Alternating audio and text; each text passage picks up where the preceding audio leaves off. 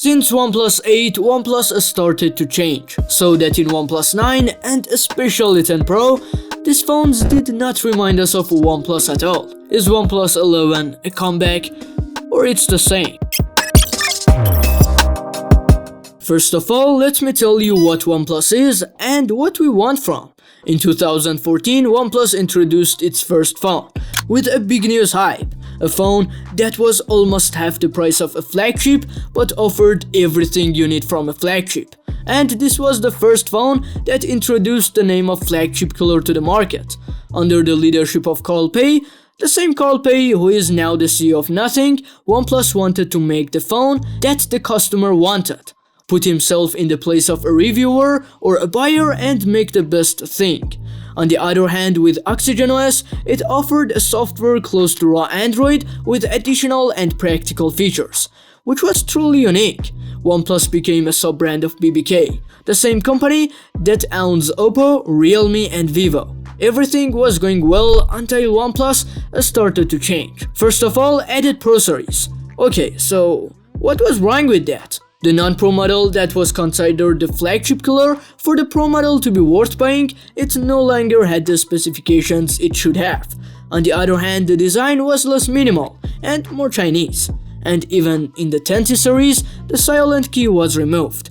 And worst of all, the software that everyone loved gradually turned into colorless, which has only had the name of OxygenOS.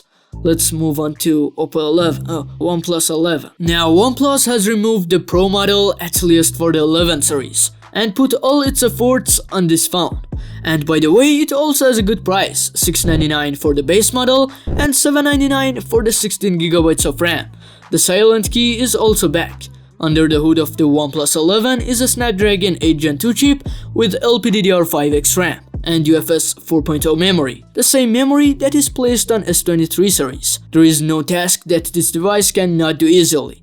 Everything is done smoothly. Also, as always, OnePlus has performed excellent in the field of heat control, and the performance is also stable. The OnePlus 11 display is also excellent, a 2K LTPO AMOLED display with a 120Hz adaptive refresh rate, which has nothing less than a flagship in terms of image quality, contrast, color depth and smoothness.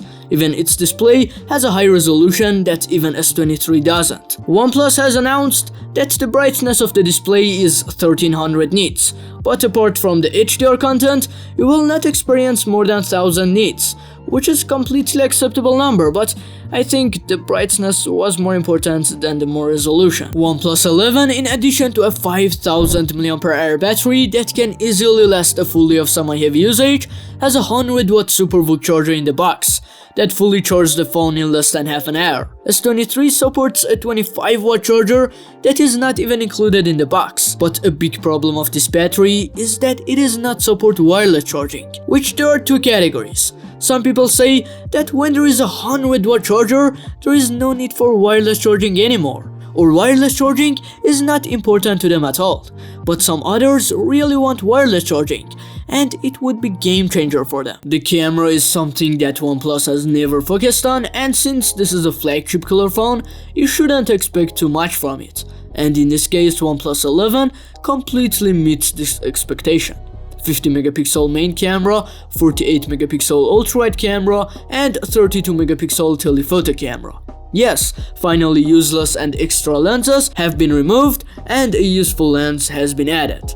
The photos of the main lens have a good detail and sharpness, the colors are vivid and attractive, and the dynamic range is also quite acceptable. But the contrast is too high. 50MP photos are a bit noisy, they are larger and a bit darker, but if you want high detail, they are not a bad choice in daylight. The photos in the night mode have a good dynamic range, detail and sharpness are suitable, and the photos are natural.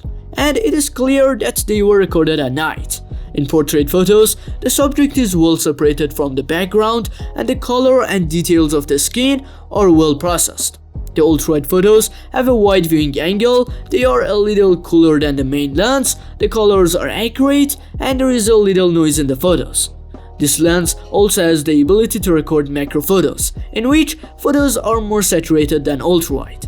The 2x telephoto lens has a small zoom, but it is useful anyway. The saturation is a little less, but the color and mood of the photos are very similar to the main lens. The photos of the 16 megapixel selfie camera have relatively good dynamic range and details, and the color, especially the skin color, are really great. Hasselblad's cooperation with BBK has also made you have many choices in choosing the mood of the photos, and OnePlus even owes the good processing of normal photos to Hasselblad. With OnePlus 11, you can record 8K video at 24 frames per second or 4K at 60 frames per second. Also, 4K is still more suitable for this phone, and the OIS performance is also acceptable when walking or moving slowly. A number of big problems have been fixed in the 11 series. But why this OnePlus is still not the previous OnePlus in my opinion? The first problem is not a big problem, and it is almost my personal. OnePlus 11 is a comfortable phone, it has a curved screen with a high screen to body ratio, and its body is made of glass and metal. But you look at the design of OnePlus 1 to 8, they all have a minimal design and everyone likes it. But from the 9 series onwards, the design are a little out of minimal and even strange to some. The design is a matter of taste, but in general, in my opinion, this process is not very interesting for OnePlus and is closer to Oppo or Vivo. The next very big problem, which happens to be one of the main foundation of OnePlus, is the software of this phone. This phone comes with OxygenOS 13 and Android 13 and has software support for up to 4 years, and so far there is no problem. The problem starts from the point where OxygenOS is now just a promotional name. This is ColorOS from Oppo. ColorOS is not a bad user interface at all, it's just drastically different from the OnePlus UI. OxygenOS is a user interface close to the Google Pixel's Android with a series of personalized features. ColorOS is a fully customized OS which supports Android applications. And this is not at all familiar to OnePlus users, but in general, OnePlus 11 is a high purchase value phone from Oppo. Thanks for watching. If you like this video, like it, and if you like my content, subscribe to my channel. Goodbye, see you next video.